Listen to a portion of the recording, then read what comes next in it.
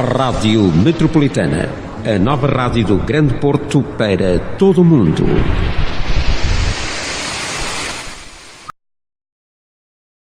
O nosso encontro com a ANEM, a Associação Nacional de Esclerose Múltipla, que está cá hoje representada pela doutora Vera Ribeiro, psicóloga da ANEM, e pela doutora Edith Rio, neurologista. Bom dia às duas, muito obrigada por terem aceitado o meu convite de vir até à Rádio Metropolitana, ao Porto Encontro. Doutora Edith Rio, eu gostava que dissesse se está há muito tempo como neurologista na ANEM e onde é que começou a sua carreira como neurologista? A minha carreira como neurologista iniciou-se no Hospital de São João, onde eu fiz a minha formação inicial. Fiz a carreira de internato geral, internato complementar e foi engraçado porque no meu internato geral eu fui fazer um estágio parcelar à neurologia, onde se fazia investigação em esclerose múltipla. Eu fazia-se investigação no líquido cefalorraquidiano e por acaso na esclerose múltipla. E aquilo é um bichinho, porque era uma doença em que se sabia pouco, era preciso investigar muito e as pessoas que lá trabalhavam à altura, eram pessoas muito cuidadosas, era de tal maneira que andavam sempre à procura se o doente seria uma esclerose múltipla. Na altura não havia critérios diagnósticos, melhor. Não havia nada, a única coisa que tínhamos era a clínica e a investigação do líquido cefalorraquidiano. E daí que, começou o bichinho. Entretanto, a minha carreira, eu fui fazer um estágio com outro colega do serviço, aliás, indicado por um dos médicos do lado do serviço, fomos fazer um estágio em Inglaterra, ao National Hospital, onde estava um senhor que depois, mais tarde, verificámos que era o McDonald, que fez os critérios para a esclerose múltipla. E nos ensinou, era uma pessoa muito cuidadosa, também ensinou-nos muita coisa em relação à doença. Ensinou-nos, que é uma coisa que agora se fala muito, mas na altura ninguém falava, que era, é preciso andar, as pessoas começam a ficar muitas das formas da doença, e são as mais graves. Começam por falta de força nas pernas e por espasticidade, que é uma coisa que incomoda muito. E se as pessoas caminharem mais e usavam, na altura, a técnica que ele tinha, que não havia tratamentos, era usar uns sapatos com a sola mais pesada. Portanto, fazia-os obrigar a mexer mais. Não, são coisas banais, mas que melhoram muito a qualidade de vida das pessoas, portanto, diminuem a incapacidade. Pronto, isso começámos a fazer, nós trouxemos para o serviço as fichas que o McDonald usava no National Hospital e começámos a fazer o registro dos doentes que tínhamos no serviço, que suspeitávamos que eram. E isso é outra coisa muito importante, que é o registro dos sintomas, porque é uma doença muito variável, os sintomas passam, desaparecem, depois as pessoas até se esquecem que tiveram aquilo, e se nós tivermos um registro cuidado de todos os sintomas que os doentes tiveram, nós conseguimos fazer a investigação e conseguimos tirar conclusões. Mas, entretanto, a doutora Edith Rio está na ANEM há quanto tempo? Já estou há muitos anos. Eu comecei por fazer, comecei a chamar importante, que é outra coisa que também importamos os ingleses, que é importante que os doentes se associem. Porquê? Porque isto é uma doença do adulto jovem, é uma doença do adulto jovem em que as pessoas podem perder o seu trabalho e perder as suas capacidades. E, portanto, se estiverem ligados a uma associação que os ajuda a proteger os problemas do trabalho, os problemas que têm por faltar, porque às vezes é preciso faltar uma semana, por exemplo, fazer tratamento, portanto, isso e sempre chamarmos a atenção da associação. A ANEM, quando começou, foi uma sucursal da SPEM. A SPEM estava em Lisboa e montaram uma associação cá no Norte, que era a associação da ANEM, que depois se separou, por razões diversas, se separaram e, entretanto, até formaram outra associação em Braga, que é a TEM, que é uma coisa que me dá uma certa tristeza, que é um país pequeno como Portugal, tenha 3 associações de doentes, quer dizer, em vez das pessoas juntarem os esforços e dotarem só por uma associação, mas pronto, eu tanto quanto me apercebo, estou um bocado fora disso, mas tanto quanto me apercebo, quer a ANEM, quer a TEM, estão dispostas a associarem-se, mas penso que a SPEM está em Lisboa. não Sim, quer. sim, sim. Bom, doutora, Não quero dar, e portanto continuamos. Eu estou na ANEM, eu já pertencia à STEM, já pertencia à TEM e agora estou na ANEM, pronto, está mais perto da minha casa e portanto. entretanto, doutora Vera Ribeiro é psicóloga na ANEM. A ANEM está sediada em Valbom, em Gondomar, há muito tempo. Já existe há quantos anos a ANEM? A ANEM vai fazer 20 anos para o ano. Vai fazer 20 anos em 2019.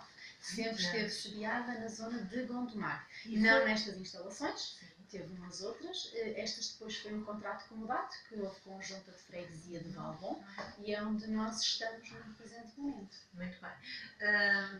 Normalmente prestam apoio às pessoas só, portanto, doentes de Gondomar ou de outras áreas? A associação é uma associação a nível nacional. Nós temos apoios até nas ilhas. Portanto, nós tentamos, apesar de estarmos apenas sediadas em Gondomar, vamos abrir outras delegações em breve, como o que esperamos nós, mas a nossa associação o nosso apoio é a nível nacional.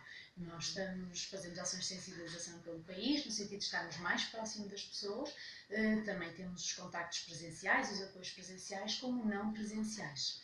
Entretanto, têm um registro de quantos, a nível nacional, quantas pessoas estão afetadas com esta doença, a esclerose múltipla? O último estudo que houve diz que há à volta de 8.000 pessoas em Portugal têm o diagnóstico de esclerose múltipla. Porquê? Porque nós temos aquela situação que muitas podem ainda não estar diagnosticadas, especificamente com a patologia, portanto ainda estarem naquela fase sintomática em que estão a investigar se será ou não. O último estudo realmente refere 8.000 pessoas. E a nível mundial são 2.000 e tal 2 milhões. milhões. 15 É milhões. muito. 15 milhões é o teu número. 15? Nossa. 15? Esta não sabia. Entretanto, assinalaram o Dia Nacional da Pessoa com Esclerose Múltipla no passado dia 4. Exatamente. E que atividades desenvolveram para ajudar ao esclarecimento acerca da AM? Nós fizemos 2 ações este ano.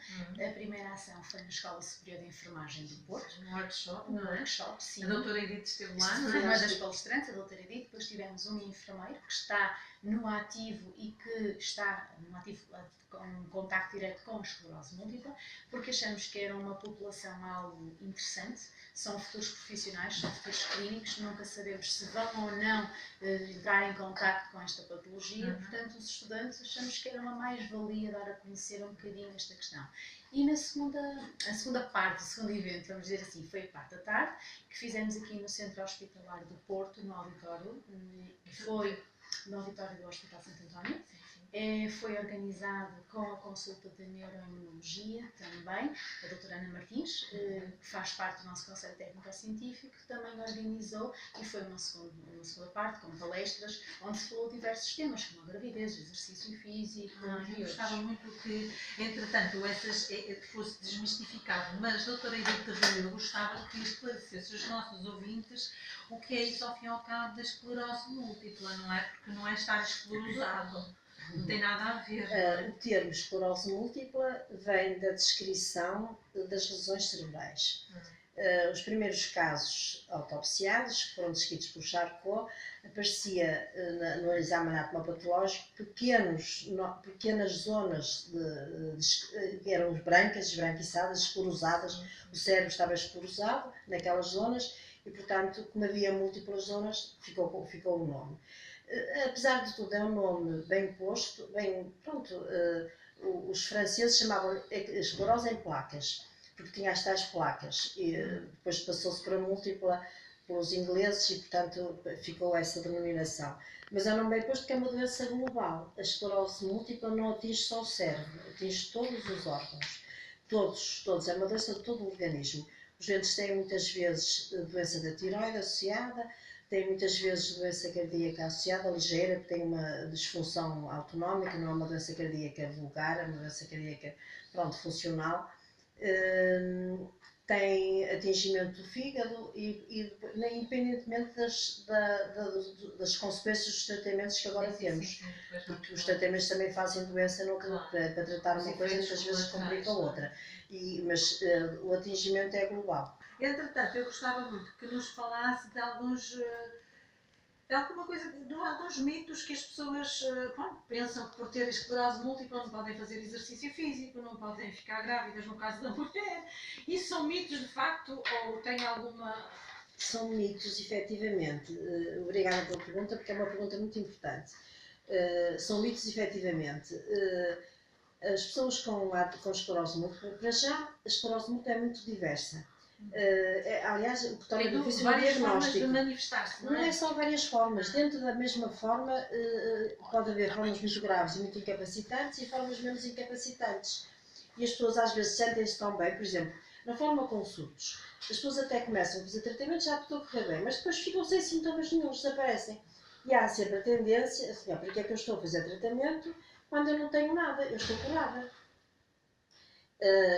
É errado, porque a doença está lá e daí que é importante continuar o tratamento. E mais, se nós sabemos que se tivermos qualidade de vida no nosso dia a dia, fizermos alguma atividade física, tivermos uma alimentação correta, faz bem à esclerose múltipla. Quer dizer, a pessoa passa muito melhor, porque também há investigação recente que mostra que quem tem esclerose múltipla, se tiver hipertensão, se tiver diabetes, se estiver obesa, se fumar, piora a doença. E daí que fazer a atividade física, melhorar fazer exercício na água, fazer exercício ao ar livre, porque a vitamina D também melhora muitas das coisas da esclerose múltipla.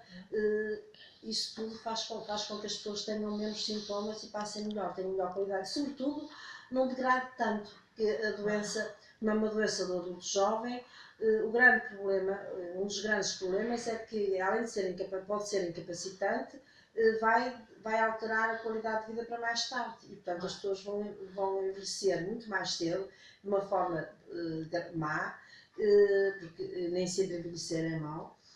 Vão envelhecer mais cedo de uma forma má e vão ficar possivelmente incapacitados. E por isso nós temos de prevenir isso. Porquê? Porque um doente que fica acamado, que fica de cadeira de rodas, que deixa de trabalhar, tudo isso é muito caro para todos nós. Claro que sim. Doutora Edith Rio, há pouco falou da alimentação, então quer dizer que estes doentes devem evitar doces, por exemplo? Não devem evitar doces, ninguém deve evitar nada, até pode-se comer de tudo, mas com regra. Regra. Tá É como o sal. Claro. Sabemos agora, é um conhecimento recente, que o sal aumenta a inflamação.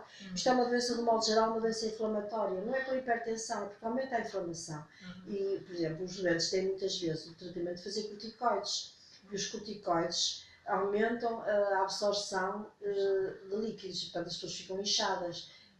Daí que, se tiver a comer menos sal, tem menos possibilidade de que isso aconteça. Portanto, as regras de alimentação são fundamentais. Regras de vida são fundamentais. Para toda a gente, não é? Independentemente de estarmos mais ou menos com saúde. Esta doença é uma doença autoimune porque é hereditária ou é genética? Não é hereditária, é uma doença com alterações genéticas. O que é que chamamos a isso? Chamamos que as pessoas já nascem com suscetibilidade para ter a doença. Como se pode nascer com suscetibilidade para ter artrite reumatoide, até para ter depressão também. Portanto, há fatores genéticos na doença, mas esses fatores genéticos podem ser alterados se nós modificarmos os fatores ambientais. Se a grávida, quando está grávida, apanhar mais sol, portanto, tiver um bom nível de vitamina D, a criança que está lá na barriguinha da mãe, quando nascer, mesmo com suscetibilidade para ter esclerose múltipla, pode nunca ter a doença. Por exemplo, há outras coisas agora que fazem variar também, que é as infecções na infância. Há infecções na infância que são suscetíveis de agravar a suscetibilidade para ter a doença, ou aumentam a suscetibilidade para ter a doença. É o caso do Epstein-Barr, da infecção por Epstein-Barr. Mas também, quem tem menos nível de vitamina D, quem tem menos vitamina D, também fica mais suscetível para ter essa infecção. Portanto, isto é um intrincado de situações. Não é complexo, a nossa vida é assim, não é? É um intrincado de atividades, de coisas que vão variar. Se nós comemos a comida com muito sal, se nós nos sujarmos muito, se nós não tivermos higiene nas mãos, se não lavarmos os dentes. Olha, lavar os dentes é uma coisa que é importante até para a esclerose múltipla. Porque o microbioma criado, as infecções dentárias são um fator de risco para aumentar os surtos, por exemplo. Também se Parece que costuma não tem dizer que a saúde importância começa nenhuma. na saúde oral, não é? Saúde geral. Parece que não tem importância nenhuma, mas tudo isto está demasiado ligado. Doutora Edith Rio, porquê que se diz que é uma doença autoimune? É uma doença autoimune porque há uma reação autoimune. Formam-se anticorpos que destroem alguns tipos de células que destroem no organismo e fazem, nomeadamente, destruir a bainha de mielina. A bainha de mielina é o que imaginamos um fio elétrico. Tem um plástico por fora a proteger os fios. Os nossos nervos são assim, estão dentro da transmissão nervosa, que é o fluxo elétrico também, e tem à volta o suporte que previne que haja fugas, não é? Pronto. A alteração dessa bainha, portanto, ela fica rompida, pode ficar rompida a vários níveis, faz com que a transmissão do fluxo nervoso no nervo seja atrasado. E isso até pode ser medido agora, porque um dos problemas da esclerose múltipla, que é uma coisa que se diagnosticou, as primeiras descrições disso são de 1995, do senhor americano, que era o Sr. Hall, viu que as pessoas com esclerose múltipla tinham lentificação do pensamento. E tem a ver com a tal destruição da bainha no cérebro, da bainha dos nervos no cérebro. Portanto, os doentes com esclerose múltipla muitas vezes não entendem. Isso já está medido e nós temos isso em conta, porque é muito importante. As pessoas não entendem da mesma maneira. Eu falo para o doente e o doente demora mais tempo a entender aquilo que eu disse do que uma pessoa que não tem a doença. E porquê é que isso é importante? Se eu estou a transmitir uma informação ao doente, eu tenho que ter atenção. Se ele tem esse problema, tenho de repetir a mesma coisa mais vezes e tenho de falar mais devagar. Porque senão ele não tomou conta ou não escreveu. Daí que também é importante que o próprio doente tenha um caderninho onde registre os seus sintomas e onde registre os conselhos que o médico deu. Claro que sim.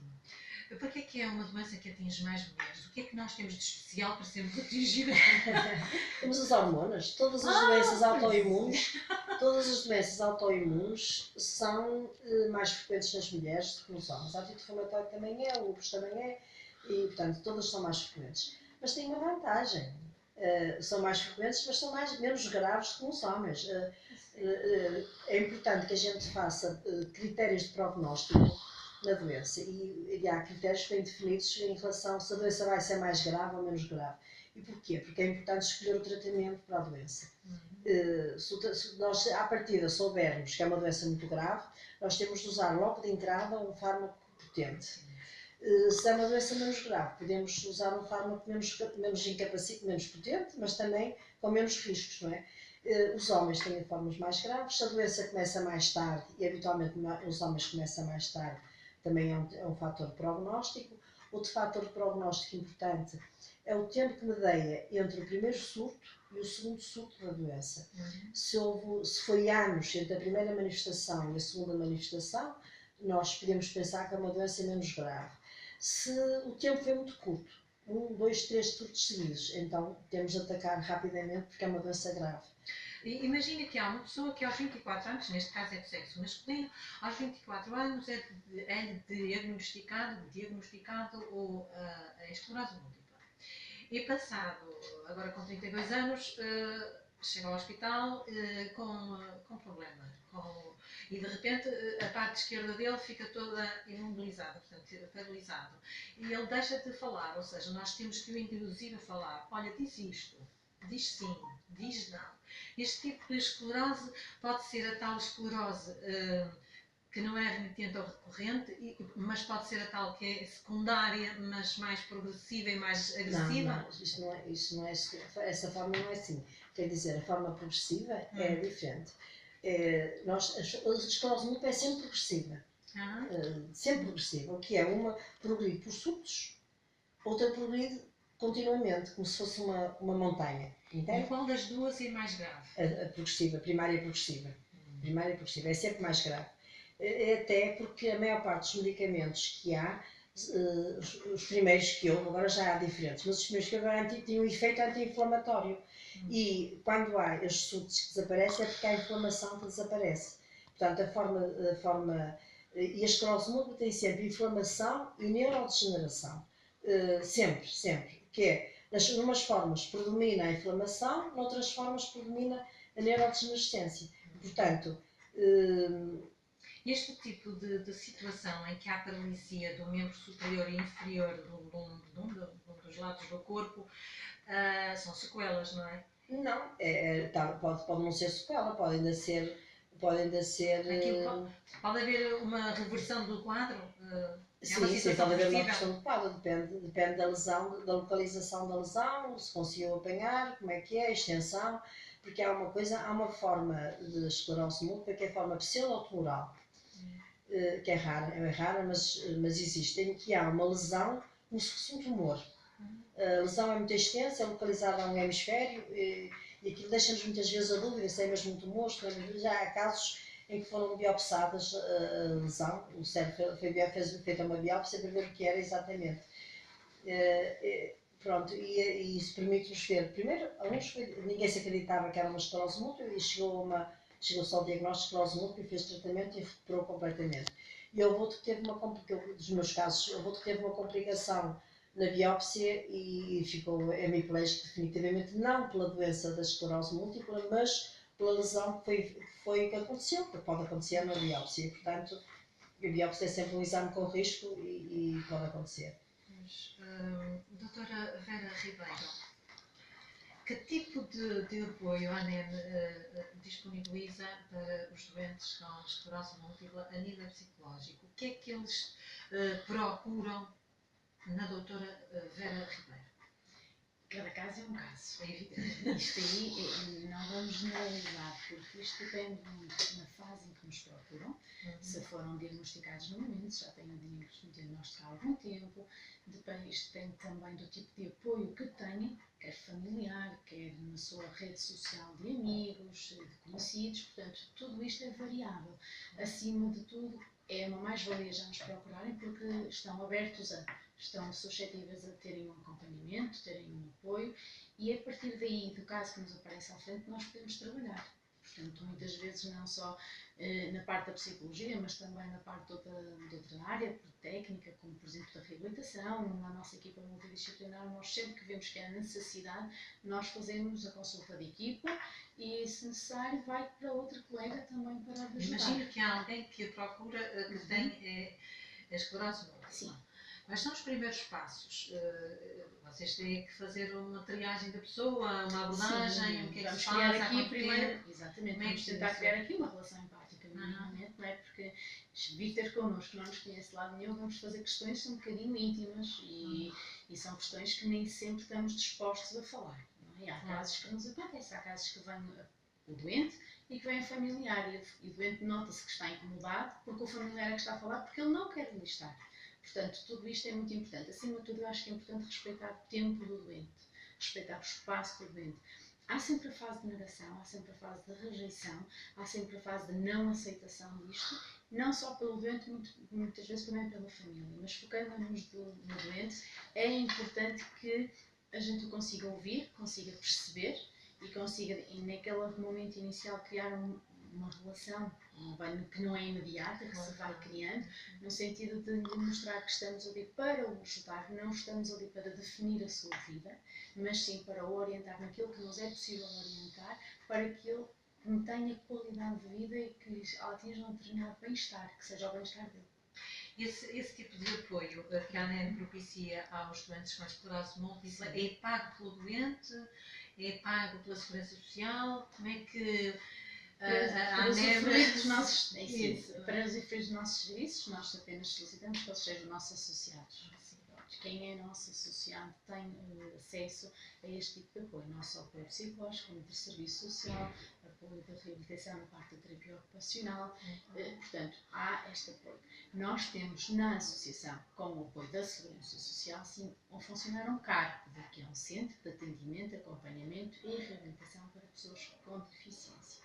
Para frequentar este CARPD, aí sim vamos ter uns apoios diferentes, ou seja, as pessoas podem ir de segunda a sexta-feira, ou entre 1 a 5 dias por semana, e aí isto para participar e para frequentar este CARPD vai depender dos rendimentos. O meu colega, a nossa assistente social, depois faz realmente todo este processo com o doente. E aqui também têm estes apoios, tem apoio da parte da psicologia, da terapia ocupacional, do serviço social, apoio jurídico, que também estava a esquecer. Temos uma fisioterapeuta também na associação. Portanto, nós temos aqui um conjunto de atividades, não só cognitivas, como da parte também da reabilitação física e funcional, que permitem aos doentes, dentro das suas capacidades, dentro das suas competências, tentar melhorar a sua qualidade de vida. Qual é a rotina de um utente da ANEM? É muito variável. Nós temos doentes que vão para lá todos os dias, temos doentes que vão 2 vezes por semana, temos doentes que vão 1 vez por semana, é muito, muito variável. E o próprio doente, a própria rotina do doente também é variável. Logo, nós, por exemplo, a um mesmo doente, se calhar um dia vamos buscá-lo às 10, vai ser o quase o último, não é? Porque nos pede, porque tem fisioterapia antes de ir para a associação, como no dia seguinte já pode ser os primeiros a ser na rota, vai ser o primeiro. Portanto, é tudo muito variável. Agora, se me falam de trabalhos na associação, nós temos, por exemplo, hidroginástica 2 vezes por semana. Temos uma parceria com as piscinas de Balbão. Temos equitação terapêutica 1 vez por semana, com um centro hípico de Gondomar. Fazemos diariamente reabilitação física e funcional. Temos depois fisioterapia 2 vezes por semana com um fisioterapeuta. Temos consultas de nutrição, que são marcadas porque a nutricionista não está a tempo inteiro. Portanto, nós tentamos que haja uma agenda e a nutricionista vai e aconselha e orienta. Portanto, e depois, quer a parte do serviço social, quer a parte da terapia ocupacional, estamos a 100% na associação. Portanto, de segunda a sexta-feira nós estamos lá. E uma coisa que nós na associação fazemos é, nós apesar de solicitarmos que agendem, nunca dizemos que não. Ou seja, se nós ser uma pessoa aparece, olha, resolvi passar por aqui. Se não tivermos nenhum atendimento agendado, como é evidente, e se tivermos possibilidades, nós paramos o que estamos a fazer para ajudar a pessoa e para estarmos com a pessoa. A única situação que quando nós solicitamos um agendamento é que muitas vezes estamos em serviço externo, porque fazemos algumas visitas domiciliárias. Portanto, há que valorizar também as pessoas que estão em casa e muitas vezes os cuidadores destas pessoas que também têm um trabalho árduo e muitas vezes não é reconhecido. E também é importante lembrarmos deles. Em relação à importância da psicóloga, sim. É tão importante também até na altura do diagnóstico. Eu sim, acho que sim. Para dar o apoio logo ali. Não, é importante, porque se discute muitas vezes se deve dizer ao doente logo que ele tem uma doença dessas, ou se não se deve dizer nada e é complicado, porque há pessoas que querem saber tudo, mas às vezes depois suicidam-se, não é? É verdade, isto é como no cancro. Eu quero saber, porque a gente pensa sempre que vai ter uma notícia boa, não vai ter uma notícia má. Portanto, a decisão, por exemplo, até a decisão de começar tratamento ou não começar tratamento, é importante que haja uma avaliação psicológica.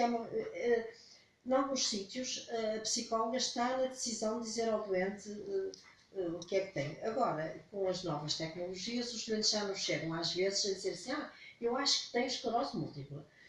A maior parte das vezes não têm, por acaso, têm sintomas parecidos e querem ter a certeza logo se têm ou se não têm. Mas aí também é importante a psicóloga para definir alguma situação, logo no diagnóstico. E já está a ser avançado em alguns centros, não está em todos, mas penso que está a ser avançado em alguns centros já. Entretanto, doutora Vera Ribeiro, há pouco falamos que ia buscar doentes. Sim. Tem uma carrinha ou... No nosso CARP, portanto, este centro que nós temos, está a incluir o serviço de transportes. Portanto, nós temos utentes que não têm familiares que os possam trazer e então nós disponibilizamos este serviço de transporte. Neste momento temos os lugares completamente cheios, temos pessoas em lista de espera para frequentar o nosso CARP porque não têm transporte e nós também não conseguimos assegurar mais do que aquilo que já asseguramos, e temos outras pessoas que frequentam o nosso carro, que vêm com os familiares que os vêm trazer e os vão buscar ao final do dia. Eu não sei se devo colocar assim questão, mas vou arriscar. Claro. Há muitos, no caso de ser um senhor a ficar, saber que tem esclerose múltipla, há muito abandono do cônjuge. Isso depende muito. Não vou dizer que não há. Acho que a relação conjugal, cada casal vai mudar. Ninguém diga que não muda, porque muda. Agora, tudo depende da base da relação do casal. Eu não posso dizer se acontece a um senhor que vai ser abandonado de imediato. Não, porque nós temos casos extraordinários que vemos a esposa ou o esposo, não é? Portanto, que vai ser o cuidador, que ganha uma força, ganha uma energia que nós dizemos como é que é possível. E depois temos aqueles casos que realmente não conseguem lidar com a doença e que fogem, sem dúvida nenhuma. Ou porque arranjam trabalho no estrangeiro, por exemplo. Se surge uma oportunidade, não pensam duas vezes, tendo ou não que filhos jovens, adolescentes, adultos, é a maneira deles lidarem e a fuga. Mas também temos aquele casal em que se mantém unido, que está presente, que sabe respeitar, que sabe conjugar a vida, no sentido de temos uma nova amiga que não vai sair daqui e que muitas vezes abdicam então determinadas coisas pelo outro. Assim. Doutora Eu Edith, tenho uma visão um bocadinho diferente da situação. Sim, estou a falar daquilo que... Eu acho que é diferente se é o homem que está doente, se é a mulher que está doente. De um modo geral, as mulheres são mais... De um modo geral, até agora as coisas estão a mudar.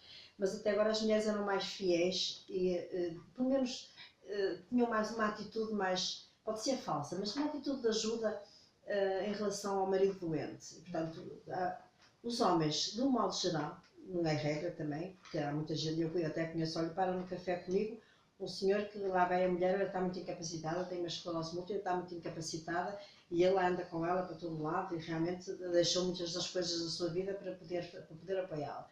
Mas a maior parte, o caso ao contrário é diferente. Quando é a mulher que está doente, é mais vulgar que o homem abandone e que arranje uma irmã dela ou uma familiar e habitualmente não é ele que se abandona mais.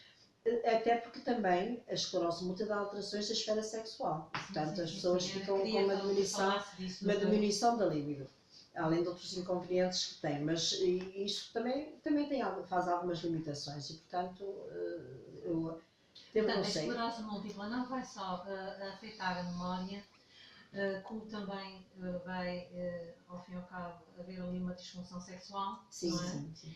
Bem, nos Estados Unidos, eu posso dizer que era motivo de divórcio. Era motivo de divórcio.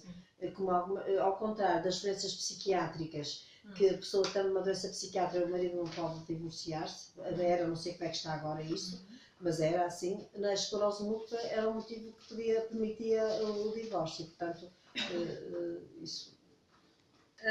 Doutora Edith Rio, que tipo de tratamentos existem para melhorar a esclerose múltipla? Há os imunomoduladores, não é? Sim, moduladores, sim. O que é isso, ao fim e ao cabo? Há vários tipos de tratamento. Felizmente, muito se tem avançado na investigação da esclerose múltipla, porque desde que começámos a poder utilizar fármacos, tem tido um avanço muito grande. Durante 10 anos, pelo menos, houve só 3 ou 4, houve um primeiro, depois outro.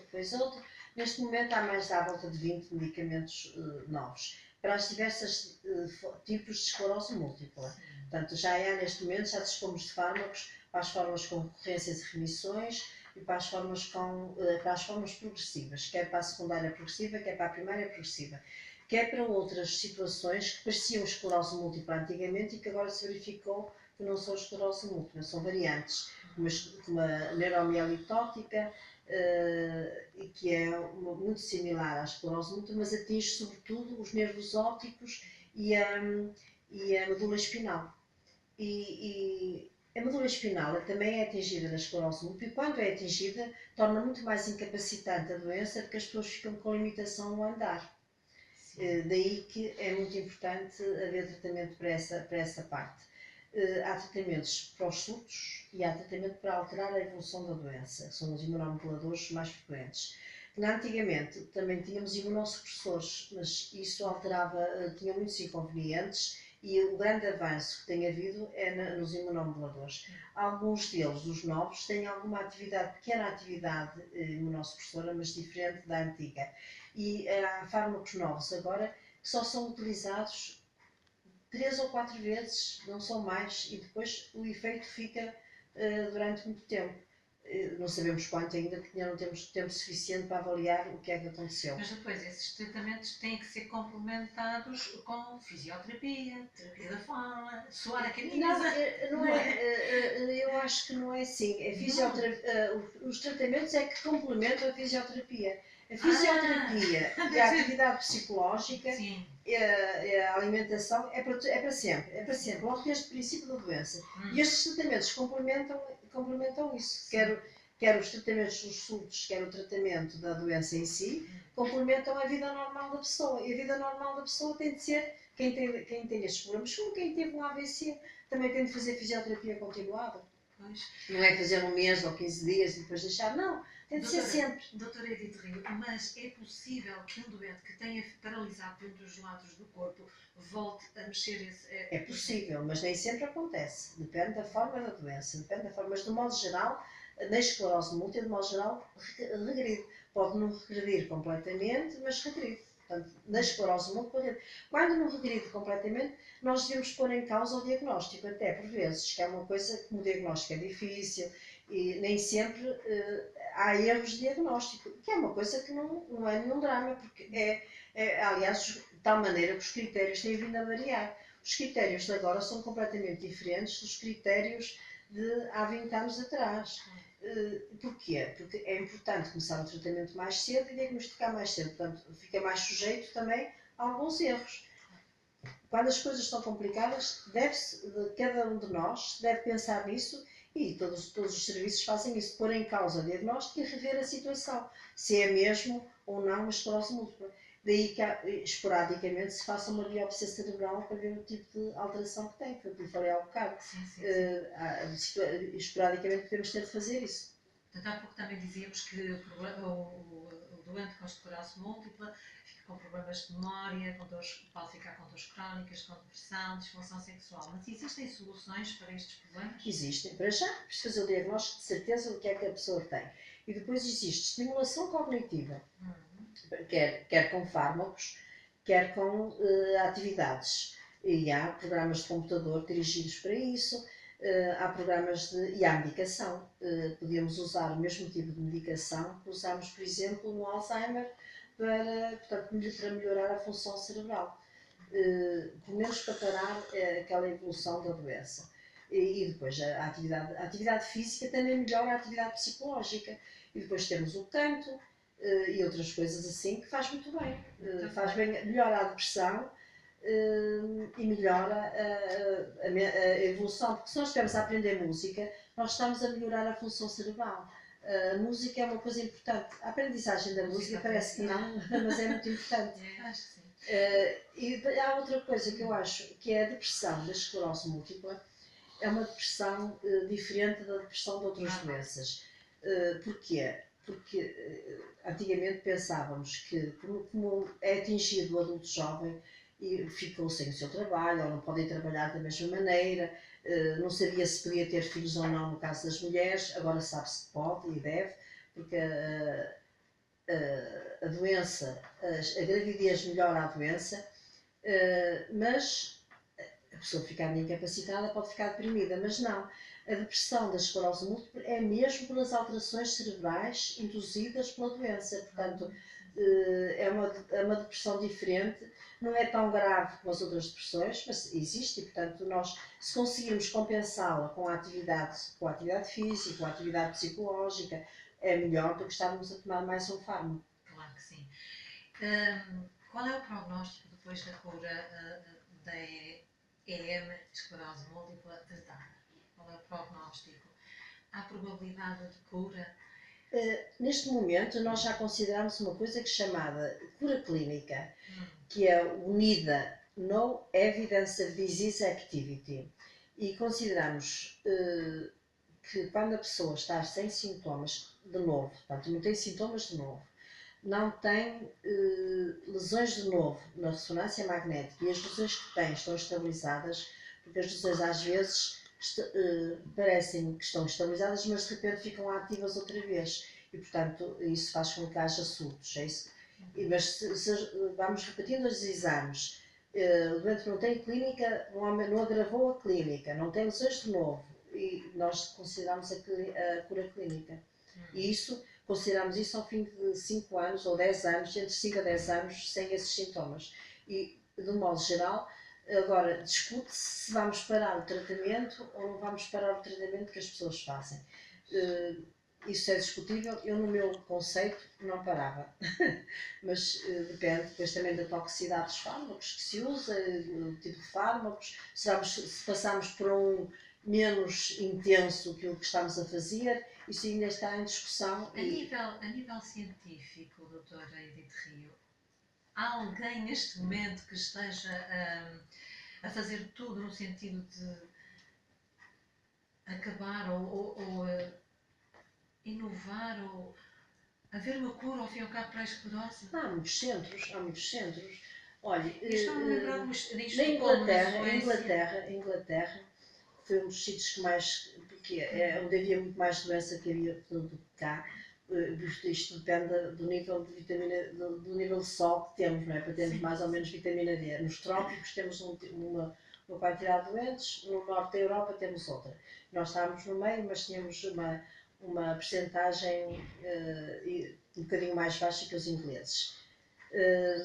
Eles fazem investigação, sempre fizeram. Aliás, o McDonald é de Inglaterra. Sim. Eu colaborei com o professor Compston, também de Cambridge, que fez um estudo por causa da genética, exatamente o estudo genético da esclerose múltipla, e andámos a tirar sangue aqui em Portugal. Nós colaboramos em Portugal, a sangue aos doentes, aos pais, aos 2 pais, e a um amigo da terra da mesma idade, da mesma terra, que tinha nascido na mesma terra e na mesma idade, exatamente para estudar a genética e os fatores ambientais na esclerose múltipla.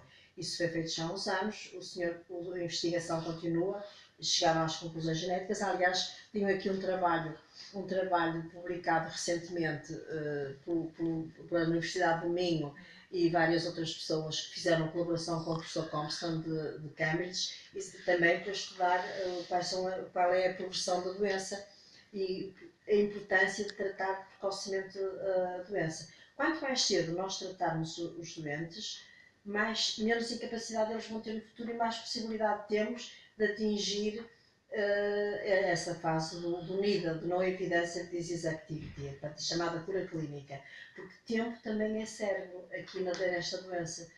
Há uma via verde para o AVC, não é? Há uma via verde para o infarto de miocárdio.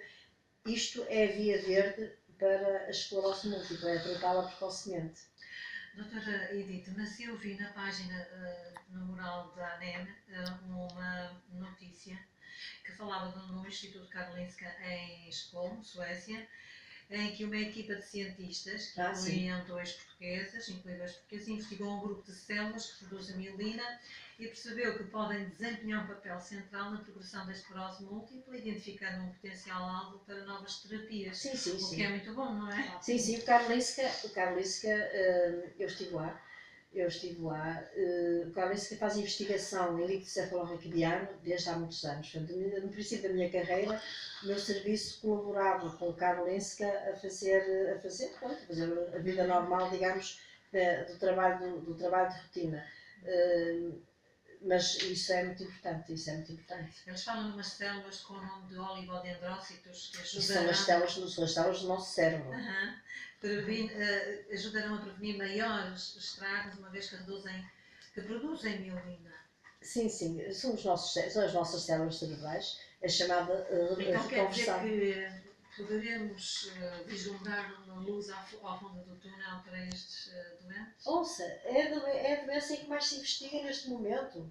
É a doença em que mais se investiga. Isto e o cancro também é uma doença cara. É uma doença cara porque atinge o adulto jovem no fim de contas, no início da sua carreira, na sua construção da sua família, portanto é complicado. Mas é importante que se investigue, mas podia não se investigar, mas investiga-se. Portanto, neste momento é das doenças em que mais se investiga, em que mais trabalhos científicos saem. Olha, agora foi publicado plataformas digitais para controlar a doença, para as pessoas poderem gravar os sintomas que têm de novo, poderem gravar, saber, por exemplo, uma das coisas em que dá muitas vezes incontinência urinária, que tem tratamento também. Que é preciso que as pessoas confessem que têm esse problema, que as pessoas às vezes não querem confessar, têm a vergonha de confessar, continuamos a ter isso em todas as situações. E, portanto, podemos colaborar e podemos ter investigação e ter melhor qualidade de vida em todos os doentes. Entretanto, Diga. Entretanto, o transplante de medula óssea será uma solução? Ou já se anda a investigar nisso há muito tempo. O complicado do transplante de medula óssea é por outras razões, é como outras doenças, como o cancro também. O transplante de medula óssea tem muitos inconvenientes a fazer, mas é um avanço que se está a tentar. Se calhar não é para todas as formas de esclerose múltipla, mas para algumas provavelmente vai ser um sucesso. Mas isso ainda está em investigação.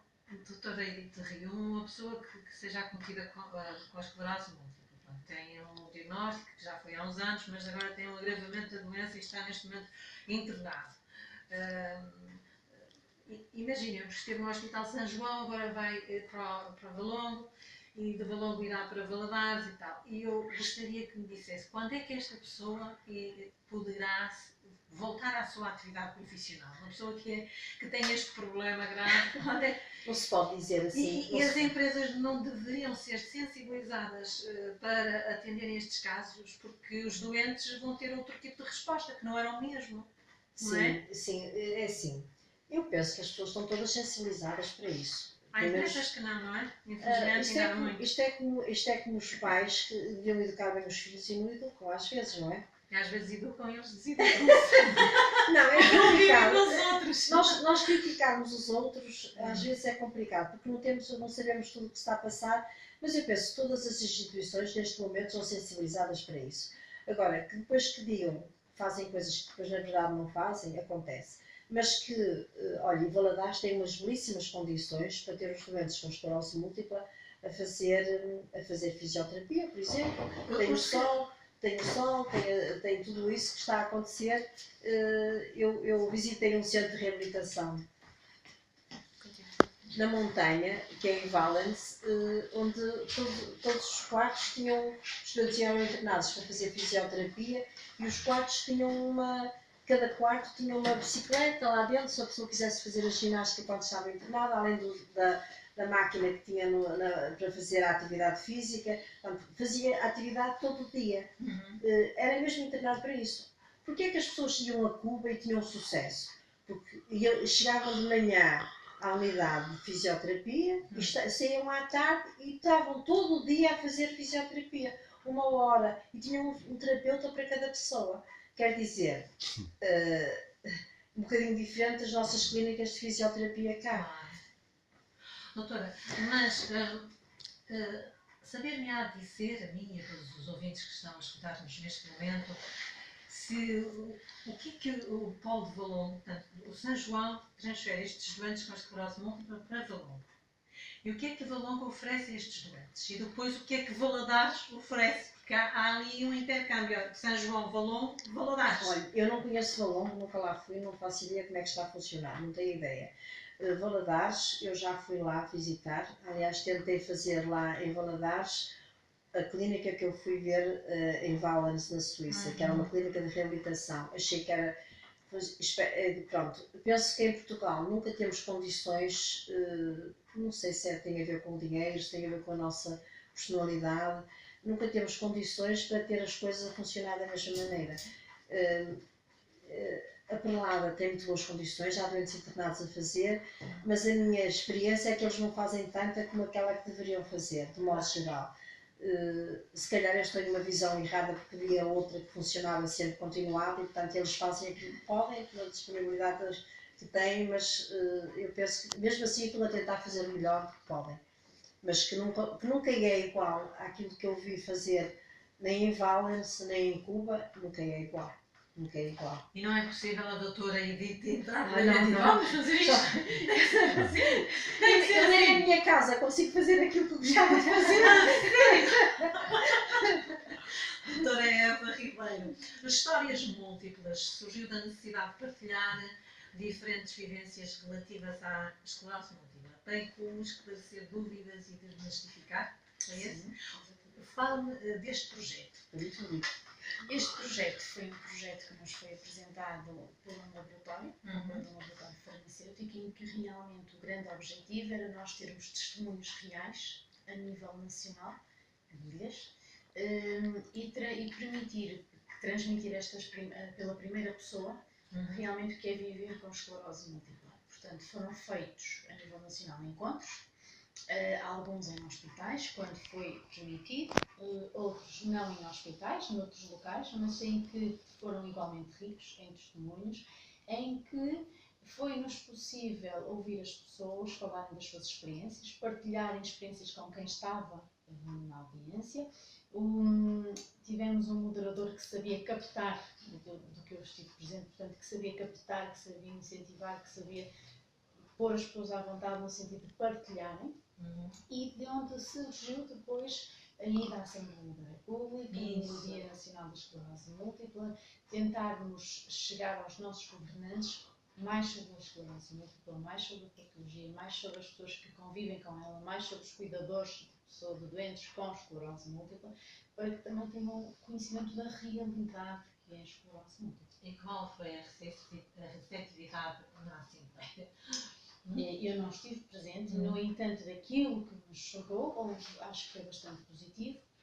O que é que os resultados não sabemos ainda, porque são situações, nós estamos ali. Eu estive presente, foi muito bem organizado, foi muito funcional, porque as pessoas se inscreveram mesmo, fizeram questões umas às outras, como é que conseguiram ultrapassar. Acho que foi muito útil e foi uma maneira simpática de resolver, de apoiar os doentes, de se apoiarem uns aos outros. Doutora Eva Ribeiro, que projeto ou projetos a ANEM gostaria de realizar e o que faz, o que é que está a faltar para tudo tal aconteça? Vocês têm algum projeto? Nós temos vários projetos. Nós temos vários projetos. Neste momento, o projeto que está em vias de ser concluído, não temos ainda término, mas em vias de ser concluído, é a nossa aplicação em Aguda, Vila Nova de Gaia, em que vamos transitar um bocadinho os nossos dias de carro para aquele novo espaço, porque vamos ter outras condições, assim estamos a fazer para isso. O grande projeto da Associação, desde há largos anos, é a construção de uma clínica de reabilitação no lar residencial para doentes de esclerose múltipla e para os cuidadores, também dar-lhes um bocadinho um espaço de descanso e de apoio. Isto tudo implica muitas questões burocráticas, democráticas e implica dinheiro. Acima de tudo, estas situações são as que travam muito. Nós concorremos durante o ano inúmeros projetos que se vão surgindo para a área social, onde a ANEM pode, portanto, candidatar-se. Temos sido felicitados com algumas respostas positivas. Portanto, também é importante, são estes projetos que nos permitem fazer mais e melhor diariamente na associação. E qual é para a ANEM o maior obstáculo que dificulta um melhor desempenho para com os vossos utentes? É exatamente não terem mecenas, não é? Sim, nós temos mecenas, não vamos desprestigiar, nós temos e um agradecimento especial a todos os nossos mecenas, porque eles existem, sem dúvida nenhuma. São empresas parceiras? Também temos a nível de empresas e a nível de particulares. Que ótimo. Só que efetivamente tudo isto implica, não chega. Tudo isto não chega. Portanto, por muito que nós nos desdobremos e tudo, há questões pelas quais nós não conseguimos ultrapassar, e a questão financeira é uma dessas questões. Portanto, realmente, a parte financeira bloqueia muito, às vezes, as atividades que queremos concretizar de curto prazo e que acabam por se estender. Qual é o número de utentes da ANEM? Nós temos, não lhe vou dizer quantas temos com doença, vou dizer que nós temos à volta de 900 associados Alguns que são doentes de esclerose múltipla, outros são familiares de doentes de esclerose múltipla, outros são cuidadores de familiares de esclerose múltipla e outros são simpatizantes com a nossa causa, que querem dar o seu contributo. O que é que nós, enquanto cidadãos, podemos fazer para ajudar a ANEM? Tornar-se nossos associados já é uma ajuda. E o que é que devemos fazer Ser para nosso nos tornar? voluntário já é uma ajuda. O IRS. Doar o 0,5% através do IRS já é uma ajuda. Como é que eu me posso tornar associada da ANEM? Olha, pode ir lá pessoalmente, temos tudo que gostem a receber e preenche a nossa proposta de sócio, como pode através do nosso site fazer o preenchimento da proposta de sócio, como entrando em contacto connosco, nós podemos enviar a proposta por e-mail, sem problema algum. Portanto, há muito. Agora os canais e as comunicações estão mais juntinhos, não é? cada vez mais juntos. De qualquer forma, gostaria que dissesse qual é o valor da cota. A nossa cota anual são 38,5 €.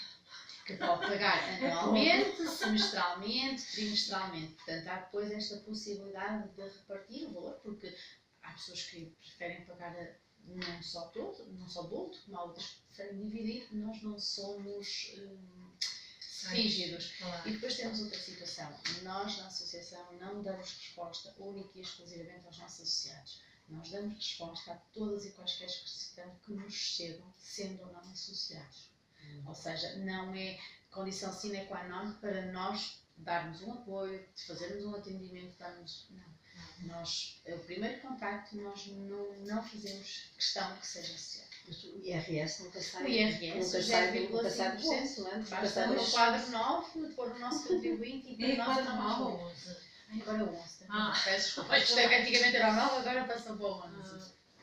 Há mais alguma coisa que queiram colocar enquanto estão a pôr-se em conta? Tenho aqui um letreiro que eu acho importante. No tratamento correto, temos a diferença entre AM ativa e uma vida ativa com AM.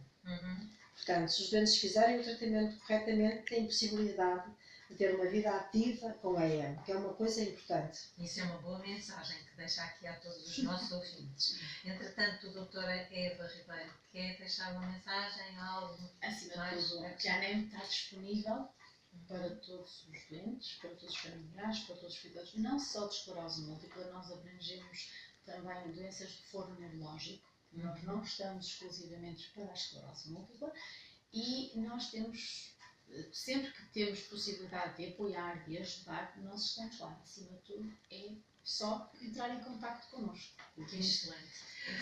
Quer deixar o seu contacto aqui, o contacto da ANEM? A associação é o 22 4631 985.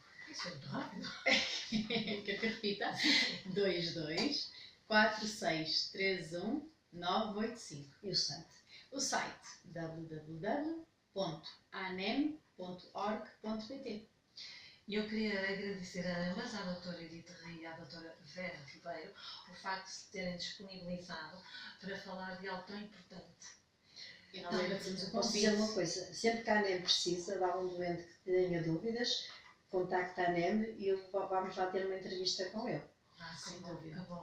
Isso é importante, porque há muitas dúvidas, muitas vezes, as pessoas perguntam muitas vezes, olha, receitaram-me isto, acha que devo fazer ou não? Eu disse, acho que tenho que fazer aquilo que estão a indicar. Portanto, isso é uma atitude que a ANEM tem que eu acho que é muito importante. Muito bem, muito obrigada a ambas, até à próxima e ainda bem que existem. Obrigada. Obrigada.